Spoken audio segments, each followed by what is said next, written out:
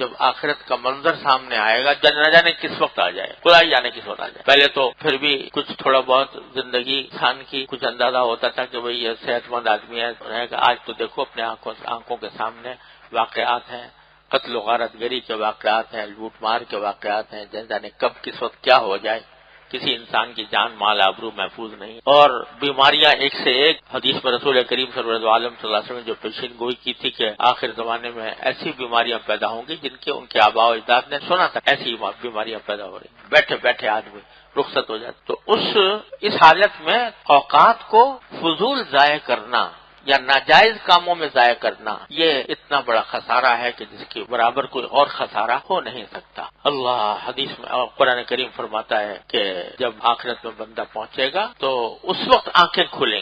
کھلیں گی تو کہے گا کہ لولا اخرتنی الی اجل قریب اصدق واکن من الصالحین، اے اللہ مجھے تھوڑی سی مہلت اور دے تو میں جا کے صدقے کروں گا اور نیک کام کروں گا، لیکن ولن یؤخر اللہ نفسا اذا جاء اجلها، جب وقت آ جاتا ہے تو اللہ پھر کسی کو مزید مہلت نہیں دیتا، مہلت بہت دے رکھی ہے۔ اولم نعمرکم ما یتذکر فیہ من تذکر وجاءکم النذیر، وہاں جب کہا جائے گا تو جواب میں یہ کہا جائے گا کیا تمہیں ہم نے اتنی عمر نہیں دی تھی جس میں اگر کوئی نصیحت حاصل کرنا چاہتا تو نصیحت حاصل کر لیتا، اور تمہارے پاس ڈرانے والے بھی آئے تھے، پیغمبر ہم نے بھیجے تھے، کتابیں ہم نے اتاری تھی، پیغمبروں کے وارثین تمہیں یاد دہانی کرتے رہے تھے، تو پھر بھی تم نے اس سے فائدہ نہ اٹھایا۔ تو اگر یہ آدمی یہ زندگی کے لمحات اس طرح ضائع کر دے تو ان الانسان لفی خسر، بڑے خسارے میں ہے انسان اگر اوقات زندگی کو اس طرح ضائع کر رہا۔ میں نے اپنے والد ماجد قدس اللہ تعالیٰ سرہ سے سنا کہ فرماتے تھے کہ میں اپنے استاد حضرت مولانا سید اصغر حسین صاحب رحمۃ اللہ علیہ جو حضرت میاں صاحب کے نام سے مشہور تھے، ایک مرتبہ ان کی خدمت میں حاضر ہوا تو انہوں نے کہا بھائی آج عربی میں باتیں کریں گے، تو میں حیران ہوا کہ حضرت اچانک یہ بات کیوں فرمائی کہ عربی میں باتیں کریں گے، تو میں نے پوچھا کہ حضرت کیوں؟ تو فرمایا کہ بھائی جب ہم لوگ جمع ہوتے ہیں تو فضول باتیں بہت کرتے ہیں، تو عربی میں بات کرنے کی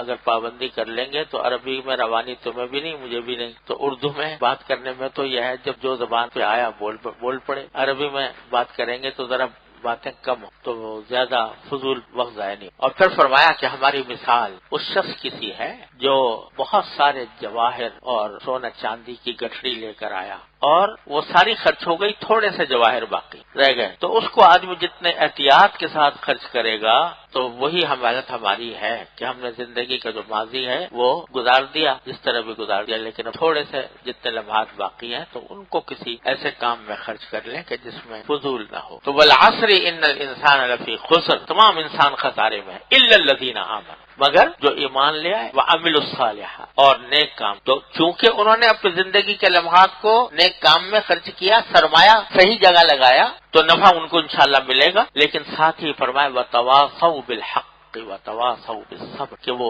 صرف عمل صالح اپنے طور پر کر لینا کافی نہیں، ایک دوسرے کو حق کی نصیحت کی ہو، وتواصوا بالصبر، اور صبر کے، یعنی اس میں ایک طرف تو یہ فرمایا کہ بات اپنی حد محدود نہیں ہے بلکہ انسان کے نیک ہونے کے لیے یہ بھی ضروری ہے کہ وہ اپنے ماحول کو اور اپنے زیر اثر لوگوں کو بھی نیک بنانے کی کوشش کرے، کہ حق کی نصیحت کرے اور صبر کی نصیحت کرے، اس کام کے لیے اپنے ماحول کو بنانے کی فکر کرے، یہ بھی انسان کے فرائض، کیونکہ فرمایا کنتم خیر امت اخرجت للناس، تم بہترین امت ہو جو لوگوں کے فائدے کے لیے پیدا کی، تم صرف اپنے فائدے کے نہیں لوگوں کے فائدے کے لیے پیدا کی، تأمرون بالمعروف وتنہون عن المنکر، کہ نیکی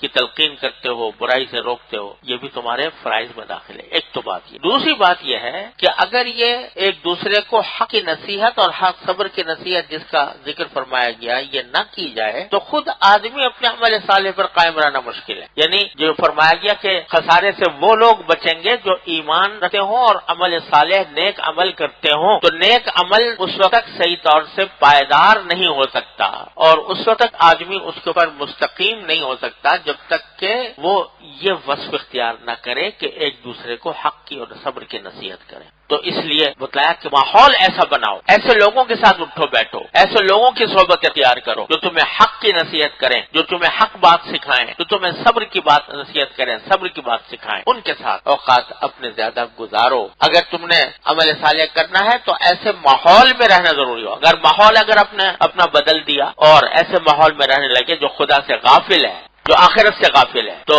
خود جو عمل صالح کر رہا ہے وہ بھی راہ جاتا رہے گا. اس لیے تواصوا بالحق وتواصوا. تو حضرات صحابہ کرام رضی اللہ تعالیٰ عنہ اجمعین اپنی ہر مجلس میں یہ سورت تقریباً ہر مجلس میں اس لیے پڑھتے تھے کہ یاد دہانی ہو جائے، یاد دہانی اس بات کی ہو جائے کہ آئے کس لیے تھے، کر کیا رہے ہیں.